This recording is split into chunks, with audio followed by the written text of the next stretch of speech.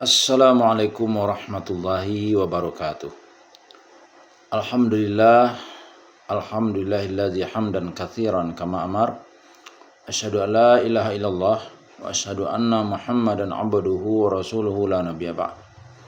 Allahumma fashalli wa sallim ala hadzal nabiyil karim wa ala alihi wa ashabihi ajma'in.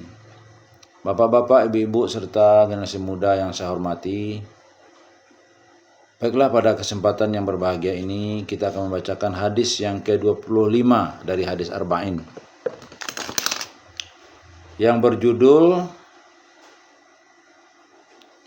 Sungguh luas karunia dan rahmat Allah Subhanahu wa taala. Baik, kita bacakan matanya. Bismillahirrahmanirrahim.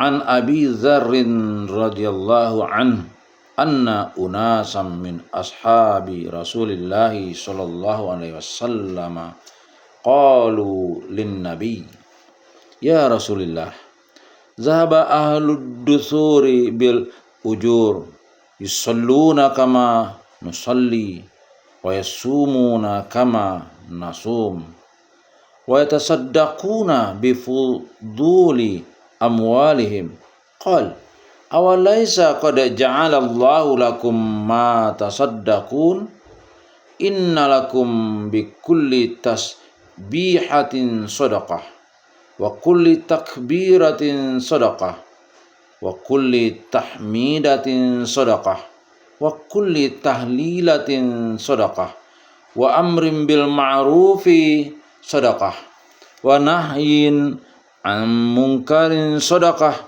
wa fi but'in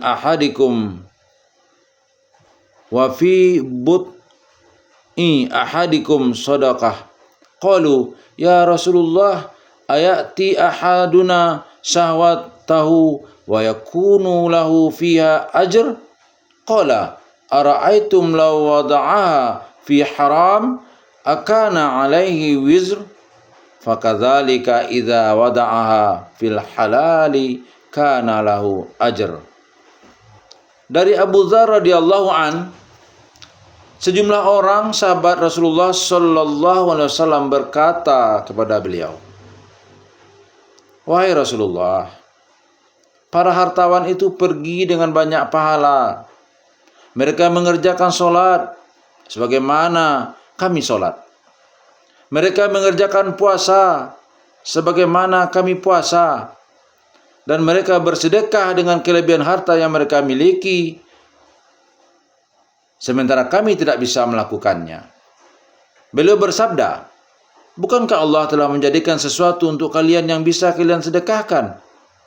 Sesungguhnya setiap tasbih subhanallah adalah sedekah bagi kalian. Setiap takbir Allahu Akbar adalah sedekah bagi kalian. Setiap tahmid alhamdulillah adalah sedekah bagi kalian. Setiap tahlil la ilaha illallah adalah sedekah bagi kalian. Amar ma'ruf adalah sedekah, nahi mungkar adalah sedekah, dan bersetubuh adalah sedekah pula." Mereka bertanya, "Wahai Rasulullah, apakah di antara kami apabila menyalurkan syahwatnya kepada istrinya juga mendapat pahala?" Jawab beliau, "Tahukah kalian jika dia menyalurkannya kepada yang haram atau berzina, bukankah baginya ada dosa? Demikian pula jika ia menyalurkannya pada yang halal dengan istrinya, maka baginya adalah pahala." Hadis ini diriwayatkan oleh Imam Muslim dalam kitab Az-Zakat bab bayanu anna ismas sadaqah yaqa'u ala kulli na'u'in minal ma'ruf nomor 1006. Juga dalam kitab Al-Masajid wa mawadi'us shalah bab istihbabut dzikri ba'da shalah wa bayanu sifatihi nomor 595. Sementara Bukhari mengeluarkannya dalam kitab Sifatus Shalah bab az-dzikru ba'da shalah nomor 807 dan dalam kitab Ad-Da'wat bab ad-du'a ba'da shalah nomor 5970. Keutamaan hadis. Ibnu Hajar Al-Haytami berkata, ini adalah hadis yang mulia karena memuat dasar-dasar lama yang sangat berharga. B. Penjelasan kata dalam hadis. An unasan maksudnya adalah orang-orang fakir yang ikut hijrah. Min ashab artinya sahabat, yaitu orang-orang yang bertemu dengan Nabi setelah beliau diutus dan sebelum beliau wafat. Mereka beriman kepada Nabi dan mati juga dalam keadaan muslim. Ad-duthur artinya harta yang banyak. Tasbihah yaitu ucapan subhanallah. Takbirah yaitu ucapan Allahu Akbar. Tahmidah yaitu ucapan alhamdulillah. Tahlilah yaitu ucapan la ilaha illallah. Sedekah maksudnya seperti pahala sedekah. But'i jima atau bersetubuh. Wizrun dosa atau siksaan. C. Pemahaman atau pelajaran dalam hadis. 1. Berlomba-lomba dalam kebaikan. Bersegera dalam hal kebaikan serta mempunyai tekad yang kuat untuk melakukan amal soleh adalah perkara yang diperintahkan. Karena itu setiap muslim hendaknya berusaha untuk meraihnya. Abu Dzar Al-Ghifari menceritakan kepada kita tentang fenomena persaingan dalam hal kebaikan yang terjadi pada masa Rasulullah SAW. Ia melihat bagaimana sikap dan tindakan baginda yang amat bijaksana, yang mencerminkan rahmat Islam dan luasnya pintu kebaikan yang ada di dalamnya, yaitu dengan penjelasan dan orang yang diturunkan padanya Al-Quran, agar ia menerangkan perihal apa yang seharusnya diketahui oleh manusia. Al-Kisah. Dahulu para sahabat Nabi yang fakir, baik dari kalangan Ansar maupun Muhajirin, merasa tidak bisa memperbanyak amalan-amalan kebaikan karena mereka tidak memiliki harta yang bisa mereka sedekahkan. Mereka ingin membuktikan kebenaran iman mereka dan kebaikan Islam mereka, dan mereka pun selalu mendengar berbagai hadis dan ayat Al-Quran yang mendorong untuk berinfak. Seraya memuji orang-orang yang berinfak dan menjanjikan surga yang luas seluas langit dan bumi. Mereka iri melihat saudara-saudaranya yang kaya berlomba-lomba untuk berinfak. Ada yang menginfakkan setengah hartanya, ada yang memberikan beribu-ribu dinar, juga ada yang membawa tumpukan hartanya kepada Rasulullah. Sehingga meluncurlah lidah baginda dengan mendoakan mereka agar memperoleh pengampunan dan keridaan dari Allah. Fenomena tersebut kemudian menggugah jiwa para sahabat yang miskin untuk memiliki kelebihan dan derajat sebagaimana saudara-saudaranya. Bukan berarti mereka dengki dengan harta yang dimiliki saudaranya, juga bukan semata-mata menginginkan kekayaan, namun hanya sebatas kerangka persaingan dalam kebaikan dan pendekatan diri kepada Allah.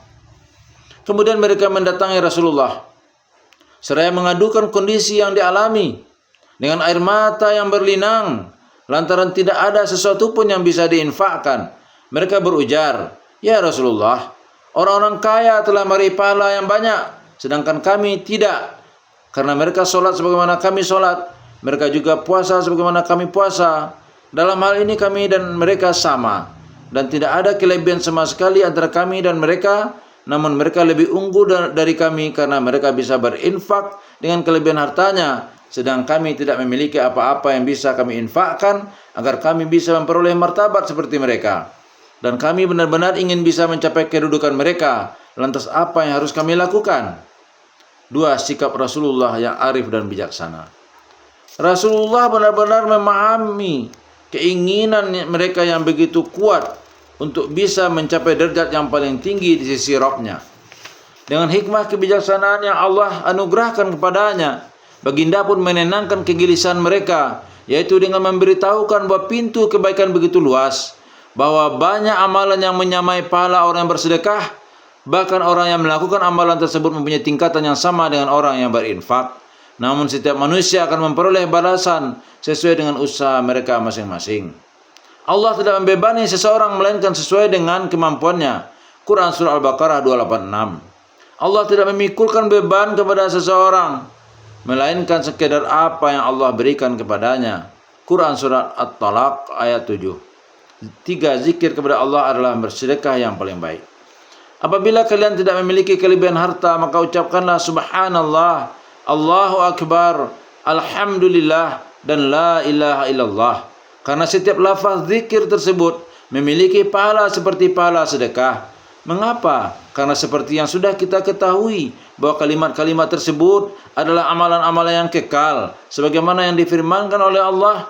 Tetapi amalan-amalan yang kekal lagi soleh adalah lebih baik pahalanya di sisi Rabbmu, serta lebih baik untuk menjadi harapan. Quran Surat Al-Kahfi ayat 46. Dan sesungguhnya mengingat Allah adalah lebih besar keutamaannya dari ibadat-ibadat yang lain, dan Allah mengetahui apa yang kamu kerjakan.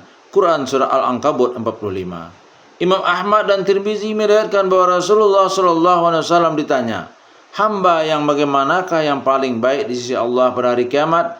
Beliau menjawab, orang yang banyak berzikir. 4. Dakwah merupakan sedekah. Pintu untuk melakukan amar ma'ruf nahi mungkar senantiasa terbuka lebar, dan orang yang melakukan kewajiban tersebut akan mendapatkan pahala yang tidak kalah dengan balasan orang yang berinfak, bahkan bisa jadi lebih banyak. Hal ini sebagaimana disabdakan Nabi SAW, setiap kebaikan adalah sedekah. Hadis riwayat Muslim. Lebih-lebih umat yang mau melakukan amar ma'ruf nahi mungkar adalah sebaik-baik umat, seperti yang difirmankannya, kamu adalah umat yang terbaik yang dilahirkan untuk manusia, menyuruh kepada yang ma'ruf dan mencegah dari yang mungkar, dan beriman kepada Allah. Quran Surah Ali Imran 110. 5. Betapa luasnya karunia Allah Subhanahu Wa Taala. Allah telah memberikan pahala kepada kita semua, siang dan malam. Manakala dalam kehidupan ini kita senantiasa ikhlas, bukankah kita selalu menafkahi keluarga kita? Karena itu pun akan memperoleh pahala sedekah, sebagaimana yang disabdakan oleh Rasulullah, dan nafkah yang diberikan kepada seseorang kepada ahlinya, istrinya, dan keluarganya adalah sedekah. Hadis riwayat Muslim. Dalam hadis lain Nabi juga bersabda, sesungguhnya tidaklah engkau menginfakkan sesuatu dengan hanya mengharap keridhaan Allah, kecuali engkau akan diberi pahala, termasuk sesuap nasi yang engkau diberikan pada mulut istrimu. Muttafaqun alaih. Bahkan ketika berhubungan intim dengan istri kita, agar terhindar dari perbuatan haram, juga akan mendapatkan pahala. Selama hal itu kita lakukan dengan penuh keikhlasan. Ini semua adalah karunia yang tak terhingga yang diberikan Allah kepada kita. 6. Setiap amal perbuatan tergantung niatnya. Salah satu keagungan karunia Allah yang diberikan kepada setiap muslim adalah bahwa seluruh kebiasaan seorang muslim yang dilakukannya dengan niat ibadah kepada Allah merupakan kegiatan yang akan diberi pahala. Bahkan dengan niat inilah, baik sesuatu yang dilakukan maupun tidak, bisa menjadi sarana untuk mendekatkan diri kepada Allah Subhanahu Wa Taala. Jika seorang muslim makan atau minum dengan barang yang halal sambil diniatkan untuk menjaga tubuhnya dan memelihara ketakutan kepada Tuhannya, maka makan dan minum tersebut dinilai ibadah dan diberi pahala. Lebih-lebih jika hal itu dilakukan sambil mengingat Allah, baik ketika hendak memulai perbuatan dan ketika mengakhirinya. Memulainya dengan membaca basmalah dan mengakhirinya dengan baca alhamdulillah, sebagaimana yang dianjurkan dalam sebuah hadis. Jika ia menggauli istrinya dengan niat agar terjaga kesucian diri dan istrinya, juga agar terhindar dari zina, atau dengan niat untuk menunaikan hak istri, atau dengan harapan agar bisa memperoleh keturunan yang soleh dan senantiasa menyembah Allah, jika hubungan tersebut diniatkan seperti di atas, maka hubungan tersebut dicatat sebagai ibadah dan akan ditulis sebagai amal kebaikan. Apalagi jika hal itu dilakukannya dengan mengucapkan doa seperti yang diajarkan Rasulullah SAW, sebagaimana yang disebutkan dalam hadisnya.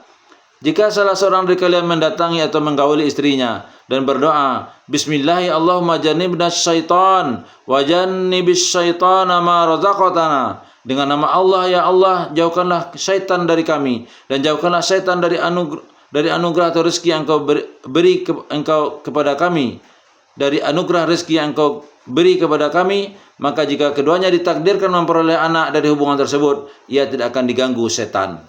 Pahala yang dimiliki seorang muslim yang senantiasa menghindari berbagai macam barang haram akan selalu berkembang dan bertambah di sisi Allah Subhanahu Wa Taala. Terlebih jika ia senantiasa memperbarui niat dengan selalu merasa bahwa motivasi yang meninggalkan maksiat itu karena untuk merealisasikan segala perintah dan menjauhi larangan Allah Subhanahu Wa Taala, juga karena mengharap pahalanya dan takut pada siksanya. Orang-orang seperti inilah yang disinggung dalam ayat Allah. Dan orang-orang yang apabila diberi peringatan dengan ayat-ayat Rabb mereka tidaklah menghadapinya sebagai orang-orang yang tuli dan buta. Quran Surah Al-Furqan 73. Atau dalam firman-Nya, sesungguhnya orang-orang yang beriman itu adalah mereka yang apabila disebut Allah, gemetarlah hati mereka, dan apabila dibacakan kepada mereka ayat-ayatnya, bertambahlah iman mereka karenanya, dan kepada Rabblah mereka bertawakal. Quran Surah Al-Anfal ayat 2. Pintu kebaikan terbuka lebar. Pintu-pintu kebaikan dan sedekah tidak terbatas pada apa yang disebutkan dalam hadis di atas. Masih banyak amalan lain yang bisa dilakukan seorang muslim untuk dapat berpahala seperti pahala sedekah. Diriwayatkan dari Abu Dzar radhiyallahu anhu bahwa Rasulullah sallallahu alaihi wasallam bersabda, setiap manusia diwajibkan sedekah setiap hari sejak terbitnya matahari. Para sahabat lalu bertanya, "Ya Rasulullah, dari mana kami bisa bersedekah?" Rasulullah menjawab, pintu kebaikan banyak, begitu banyak. Tasbih, tahmid, takbir, tahlil, amar ma'ruf nahi mungkar, membuang sesuatu yang membahayakan di jalan, memahamkan orang bisu, menuntun orang buta, menunjukkan bagi orang yang meminta petunjuk sesuai dengan kebutuhannya, membantu orang yang tengah dirundung duka dan minta pertolongan dengan usahamu semaksimal mungkin, dan menanggung atau menolong orang-orang yang lemah dengan kekuatan kedua lenganmu. Semua itu merupakan sedekah darimu untuk dirimu sendiri. Hadis riwayat Ibnu Hibban. Dalam hadis lain disebutkan, tahanlah dari berbuat kejahatan terhadap manusia, karena yang demikian itu merupakan sedekah. Hadis riwayat Bukhari Muslim. Juga disebutkan, senyummu terhadap saudaramu adalah sedekah bagimu, dan memberikan air yang ada di timbamu untuk saudaramu adalah sedekah bagimu. Hadis riwayat Tirmizi.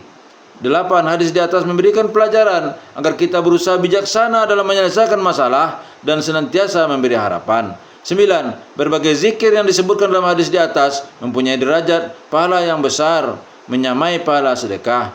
10. Anjuran untuk memberi sedekah kepada fakir miskin, juga anjuran untuk senantiasa mengingatkan orang kaya agar menambah kebaikan dan pahalanya meski ia telah banyak bersedekah. 11. Sedekah bagi orang yang mampu tetap lebih mulia daripada zikir, karena sedekah mempunyai manfaat lebih luas, sedang zikir manfaatnya hanya terbatas bagi orang yang berzikir. Oleh karena itu, jika orang yang kaya menggabungkan pahala sedekahnya dengan zikir, tentu akan mendapatkan pahala yang berlipat di sisi Allah Subhanahu wa taala. Dalam sebuah hadis disebutkan, ketika orang-orang miskin di kalangan muhajirin bertanya kepada Rasulullah perihal masalah tersebut, maka Rasulullah menjawab, yang demikian itu adalah karunia Allah yang diberikan kepada siapa saja yang dikehendakinya. Hadis riwayat Muslim. 12. Makruh hukumnya bersedekah sementara ia masih membutuhkannya. Bahkan hukumnya jatuh haram jika kebutuhan tersebut sampai pada tingkat membahayakan. Rasulullah bersabda, sebaik-baik sedekah adalah sedekah yang diberikan orang kaya. Hadis riwayat Bukhari Muslim. 13. Orang kaya yang senantiasa bersyukur dan berinfak dengan orang fakir yang sabar dan selalu mengharapkan pahala mempunyai keutamaannya masing-masing. 14. Amar ma'ruf nahi mungkar dalam masyarakat muslim adalah fardu kifayah. Jika tidak ada satu orang pun yang melaksanakannya, maka semua masyarakat akan turut berdosa. 15. Berlaku baik terhadap istri, memberikan semua haknya dan berusaha untuk membuatnya tenang dan bahagia. 16. Dorongan untuk bertanya tentang berbagai hal yang manfaat dan bisa meningkatkan keimanan bagi seorang muslim. 17. Bagi orang yang bertanya atau meminta fatwa bisa menanyakan suatu dalil yang belum dipahami kepada orang yang ditanyainya. 18. Anjuran untuk menjelaskan suatu dalil bagi orang yang belajar, termasuk menjelaskan hal-hal yang samar dalam dalil yang ada. Ini dilakukan agar mempunyai pengaruh yang mendalam pada jiwa orang yang belajar hingga segera mematuhinya. 19. Disyariatkannya qiyas. Semoga ada manfaatnya. Bila taufik wal hidayah. Assalamualaikum warahmatullahi wabarakatuh.